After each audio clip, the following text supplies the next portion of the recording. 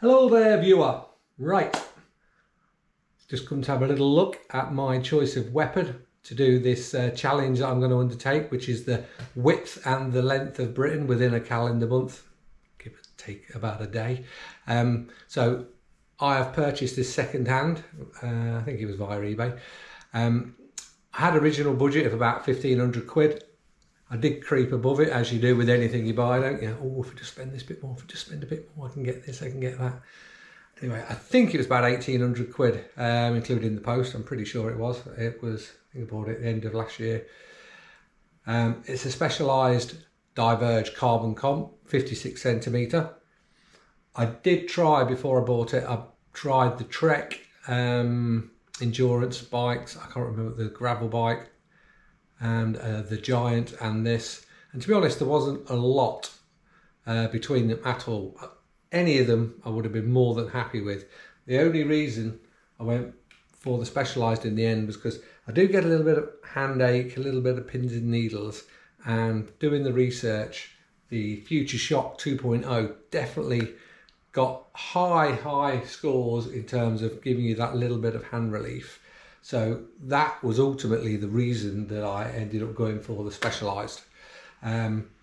Basically, it came like this, and the one bonus it did have, and it was these Bone Ranger carbon wheels, which I've been informed were off of a Trek. Everything else is standard. The only thing it did come with was some gravel tyres. So I did a bit of research, loads of YouTubing, looking at all that, and I bought some of these Continental GP 5000 all seasons. These are a 32.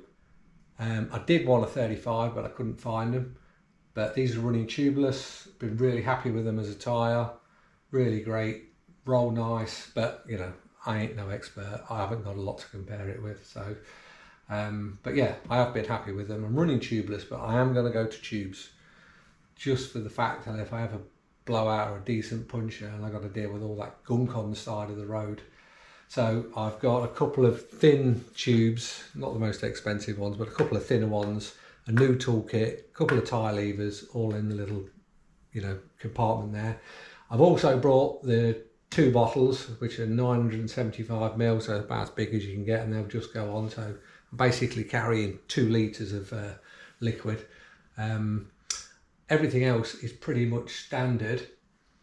The handlebars, everything's standard.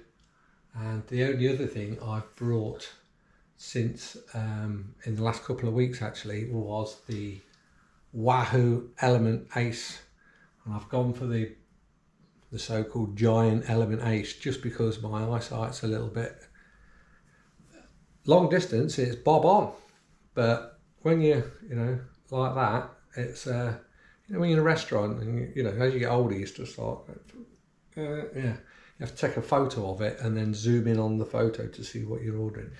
So I can't wear bins when I'm riding because I can't see long distances. So I've gone for one of those just on the fact that it's that much bigger and I can just read the text.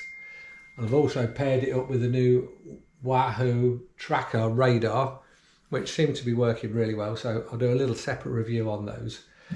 Since I've had the bike, all I've done is rode it. Obviously I put the tyres on, but then a couple of weeks ago I had my chain and block checked out a while ago, and he said you need to change them. So I've had a new chain, new block, and then the other thing I had done was the front disc.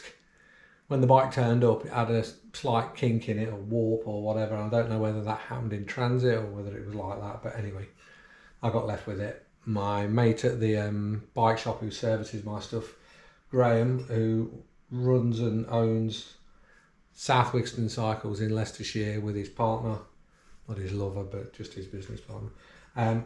He straightened it, but it still had just that little tiny, tick, tick, tick, tick, tick, hitting the shoes within the caliper.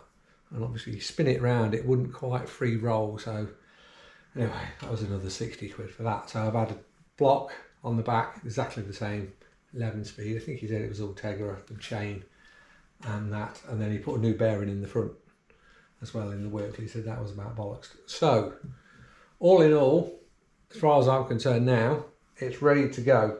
I've got 1 weekend of serious training left. So I'm going to do I've got golf in the afternoon, so I'm probably going to do like a 50 or a 60 on Saturday morning, because I've got a golf comp in the afternoon. And then on the Sunday, I'm going to go for a 90, maybe 90 plus. So that'll do. Ta-da for now.